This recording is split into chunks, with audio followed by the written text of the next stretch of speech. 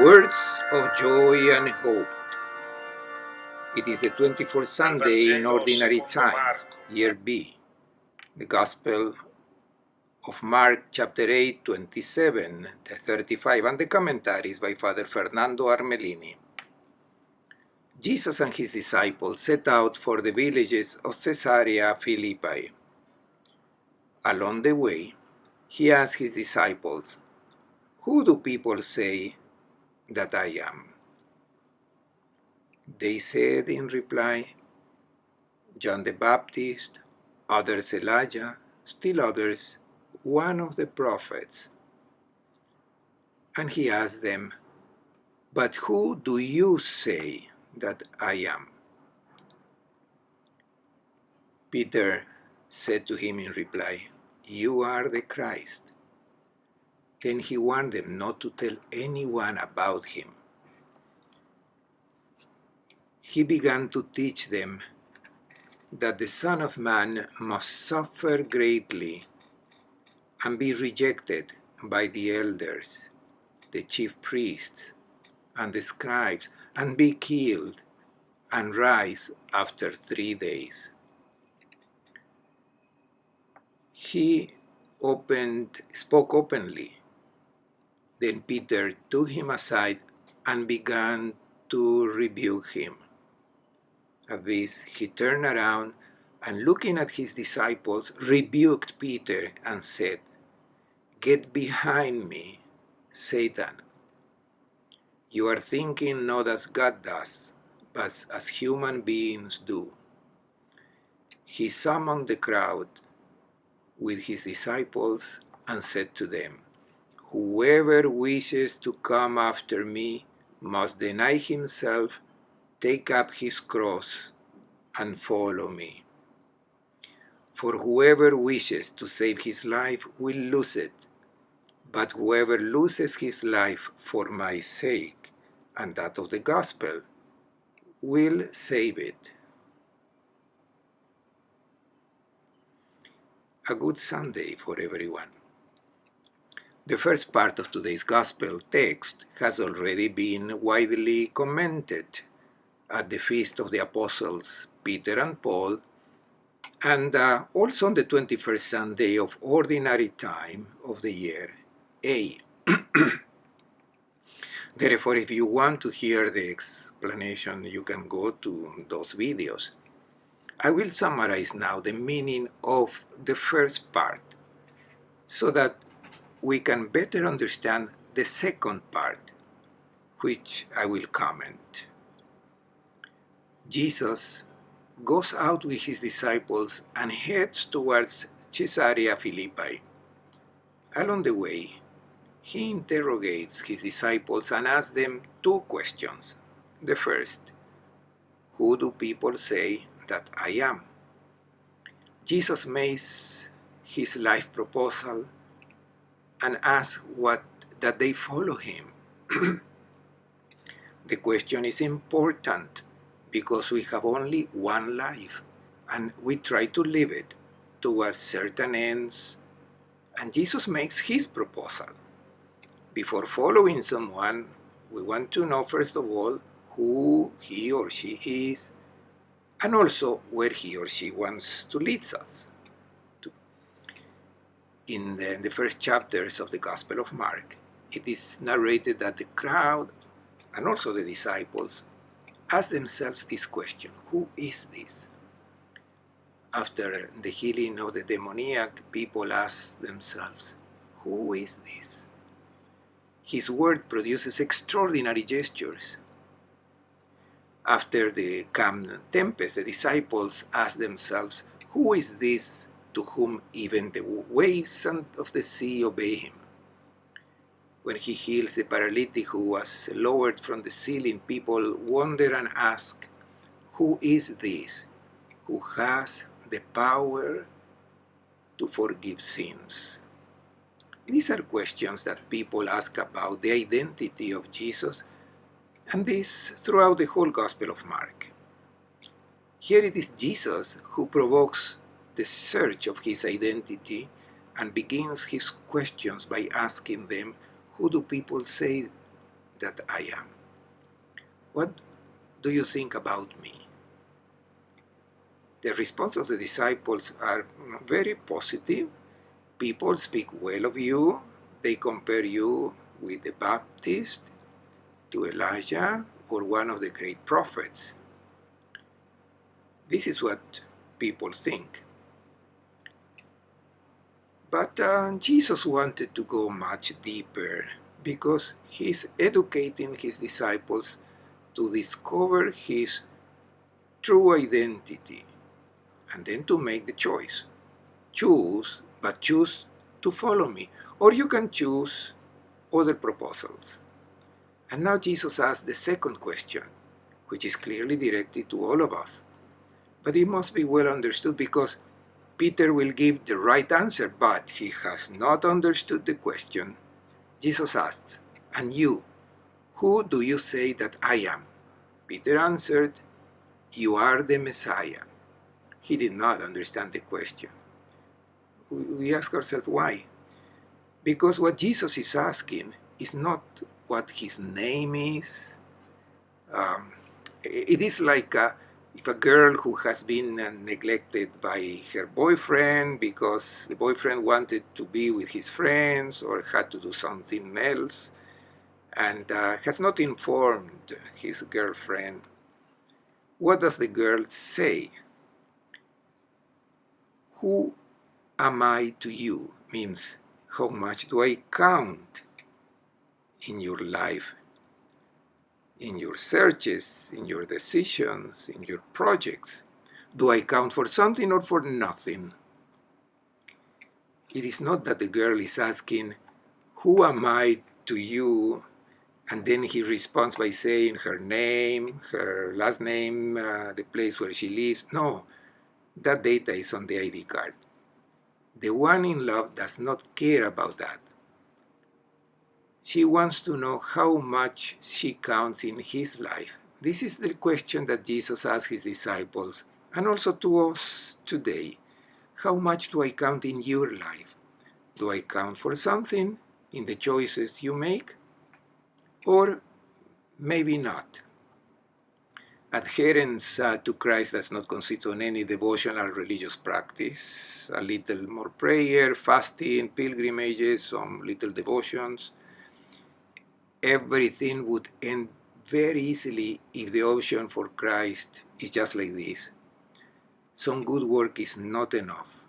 Jesus asked for an option that is that of the lover, the one who is in love, that which talks about the spousal union of the couple. What does it say? What does the husband ask the wife? Do you want to engage your life with me? And now Jesus asks, do you want to engage your life following my proposal of man? Do you want to be a person according to my proposal or according to the proposal that the world offers you? The answer of faith is to see to what extent I am involved with Christ. We have all the human relations of friendship, of marriage, but the answer that Jesus wants is a full commitment. Faith consists in the commitment of one's life. This is a question we must ask ourselves, and we must give an answer. If it leads us to a spousal encounter with Christ, because of a spousal encounter it is celebrated in the Eucharist.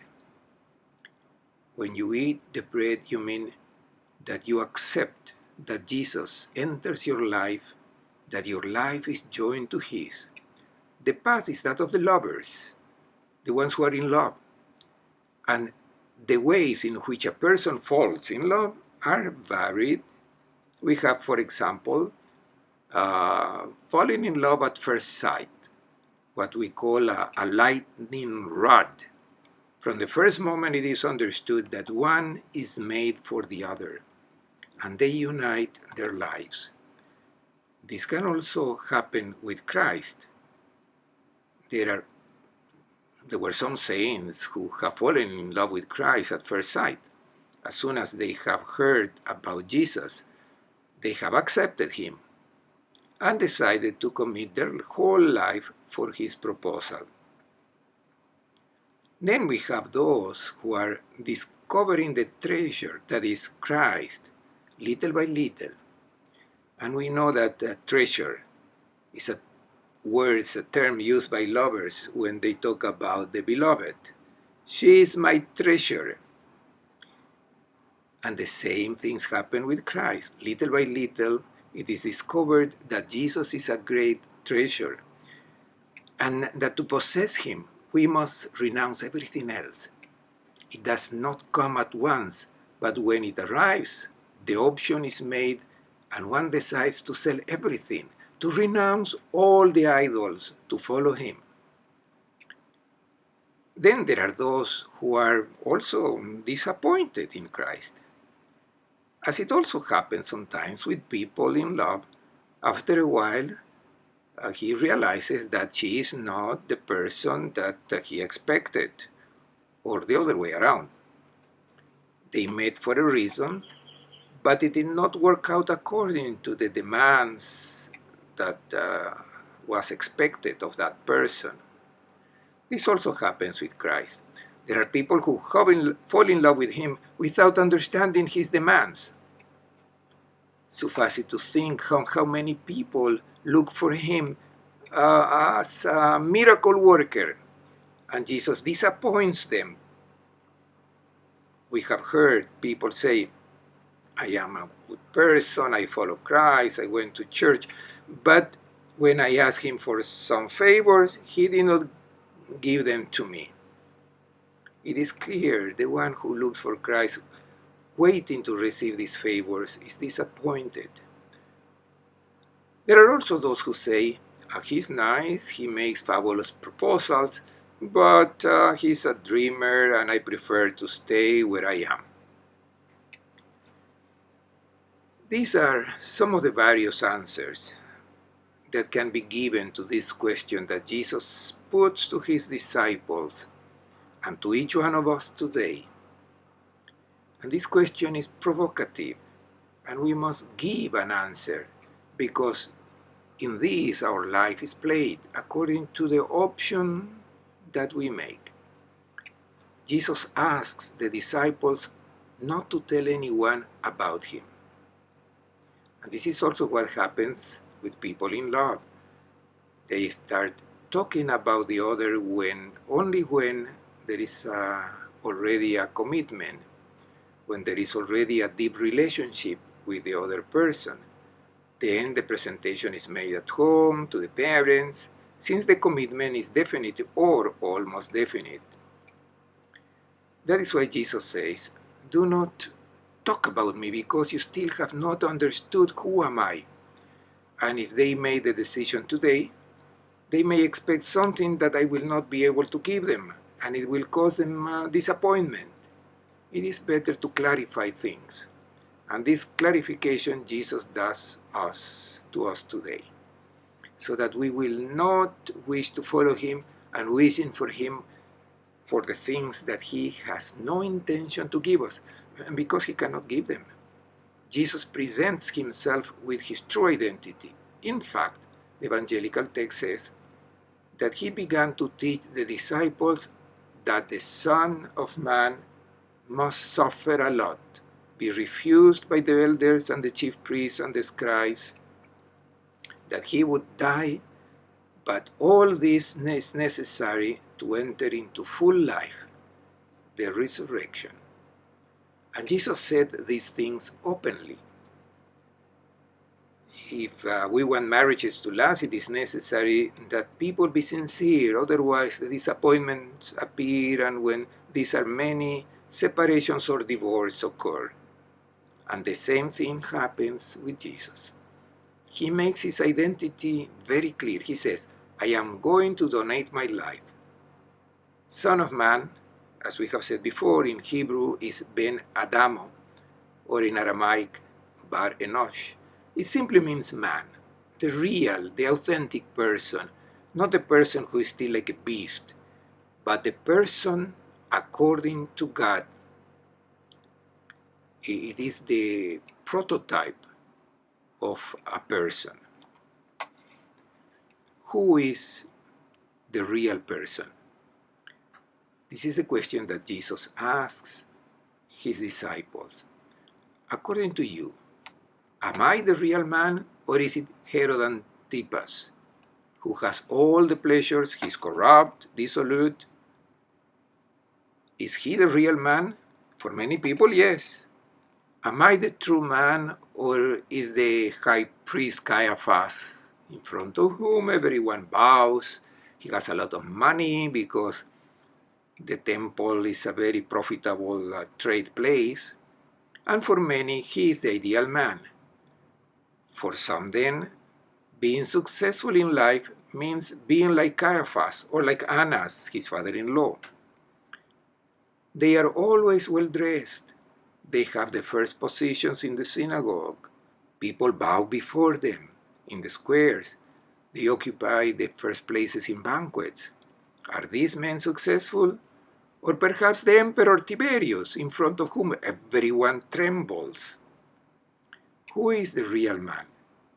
This is the question that we must put, because the disciples of Christ are those who make the choice of man that Jesus proposes. And for Jesus, the true man is the one who gives his life.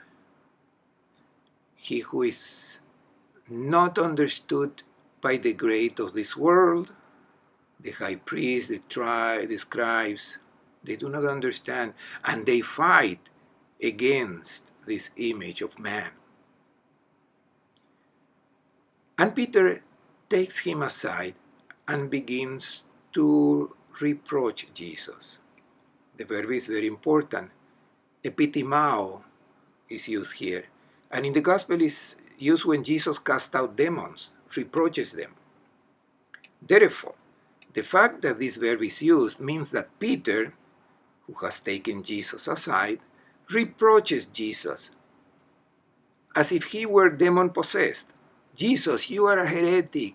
You are against God. You are on the side of the devil. Be careful, because it is the evil one that makes you say this absurdity. What are you saying, Jesus? Because Peter has in mind another image of man. Let us be vigilant, because it can also be our vision of man. The image of a successful man because he's great in this world, because he has many under his service, because he's high on the social scale, because she imposes her will on everyone. This is the image of the successful person. But Peter has in mind other man. He has difficulty understanding that the true man, according to God, departs from the mentality proper to the elders and the religious authorities of Jesus' time.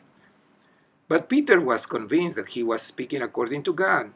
If one searches the Old Testament, for example, one will find abundant confirmation for Peter's position.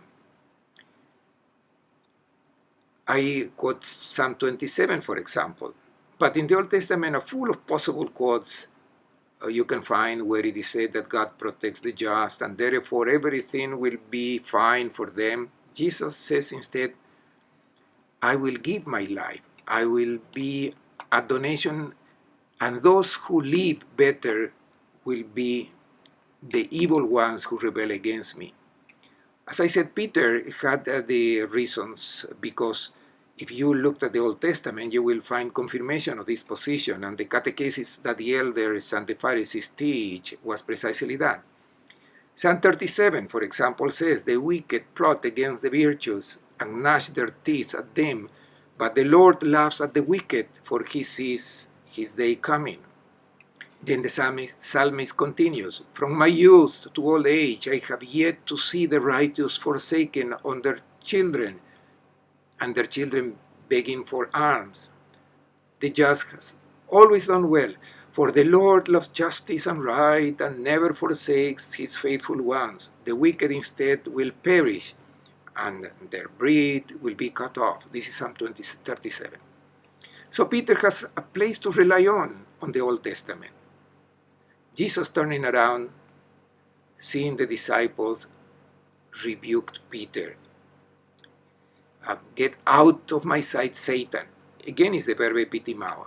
Peter had reproached Jesus by saying, you are demonized, and I am going to make these demons disappear with some reasonings.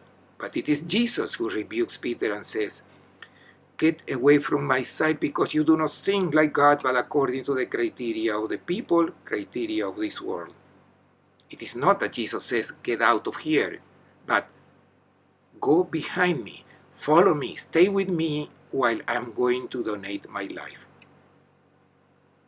Then Jesus calls the crowd together with his disciples.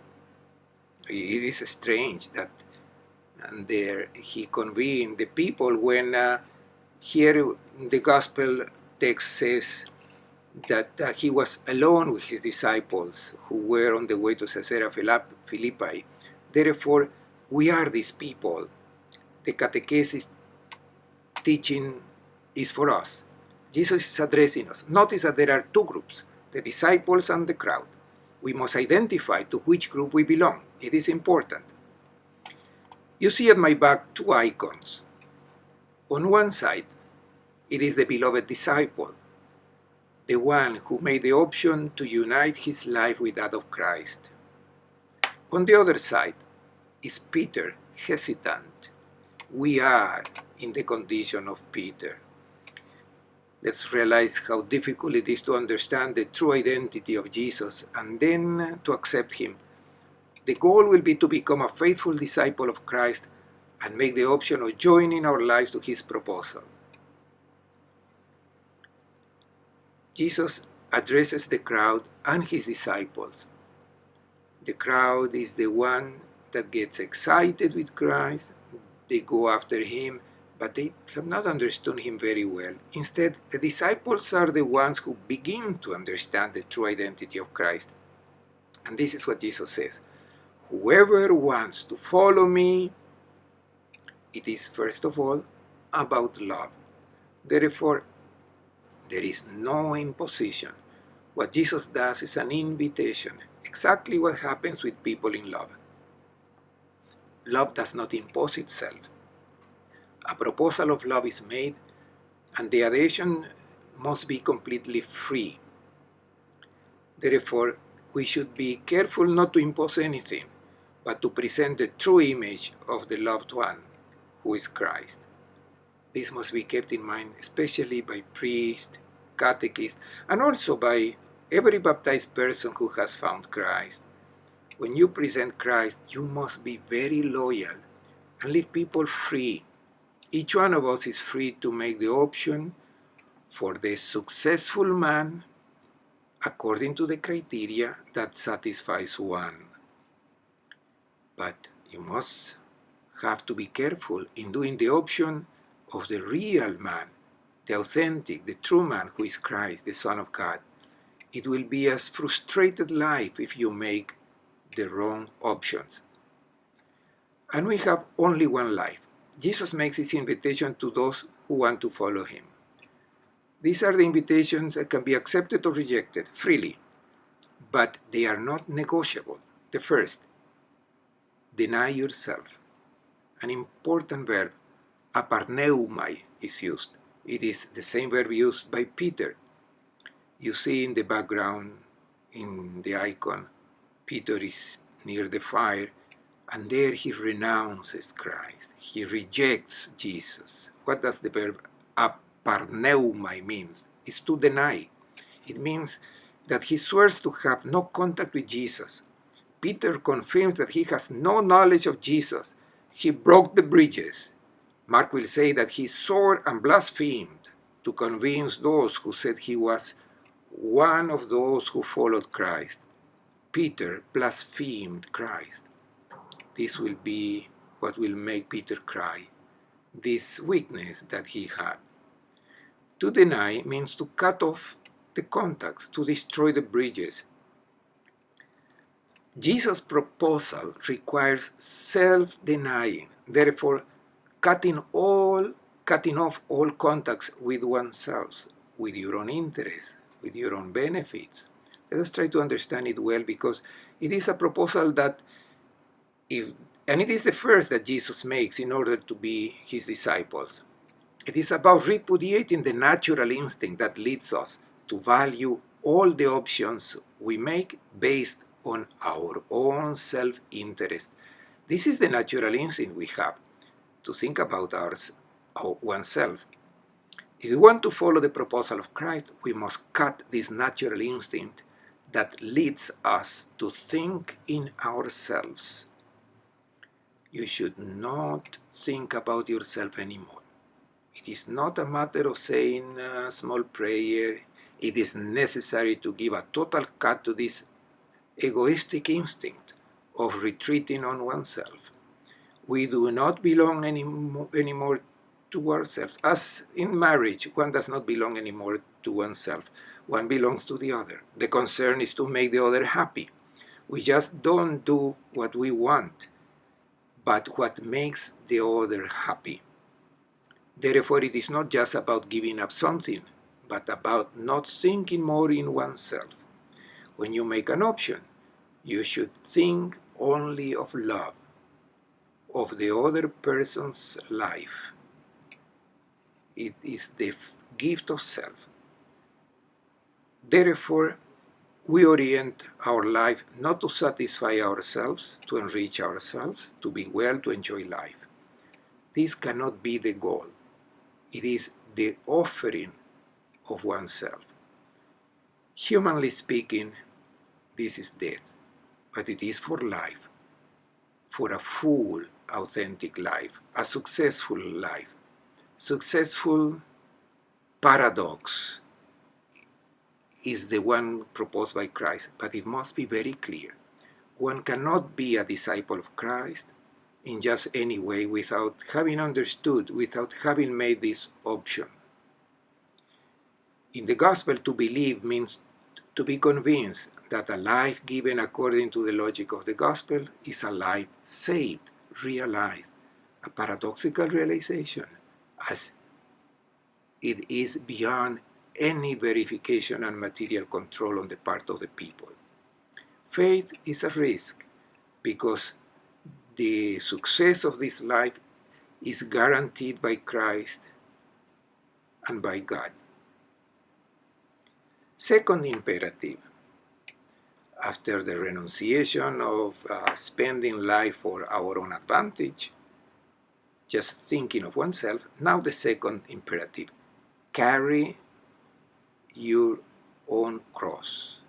It does not refer to patiently support small or large tribulations of life. This must be borne by all, including those who are not disciples of Christ. And even less does it mean to choose pain and suffering as a means to please God. The Christian does not seek suffering, and God does not want suffering or pain. God only wants love. What does the cross mean? Carrying the cross. The cross was the torture reserved for the slaves. The slaves are the ones who does not own himself. The owner is another. The slave receives orders that come from another. The disciples of Christ must make the choice of the slave, that is, to know that he no longer belongs to himself. Commands come not from within, from self-interest, but from the brothers and sisters' need. It is exactly what Christ did. The Son of God has stripped himself and assumed the condition of a slave. The proposal of a successful man that Jesus makes is, become a servant. It is the condition to follow him. To follow anyone, you need to have him in view. If you lose sight, you get out of the way that he indicates. To follow means to keep the satellite navigator continuously on. Otherwise, you risk making a mistake on the way. You have to stay tuned. And this means to pray. Praying does not mean reciting formulas. It means having Christ always present and receive from Him at all times the indications for life options. How do we do to keep in mind Christ, whom we do not see Him and concretely because He has lived 2,000 years ago and walked in the roads of Palestine? The disciples followed Him physically, materially. Christ asked me to follow Him today. Where do I see Christ today? In the Gospel. Only in the Gospel I am continuously see the path that He proposes to me to be a person according to His choice of life. This is the authentic prayer. So the Gospel is the guiding light at all times, because the Gospel is He. It does not mean taking Him as a model, but to share in all the moments of our life the options that He has made. It is an expensive, difficult proposal, and returning to the text of today's Gospel, the question that Jesus made to the disciples is also for us. Feel it during the week as addressed to each one of us. And let us try to really ask ourselves how much Christ counts in each option that we take in our life. I wish everyone a good Sunday and a good week.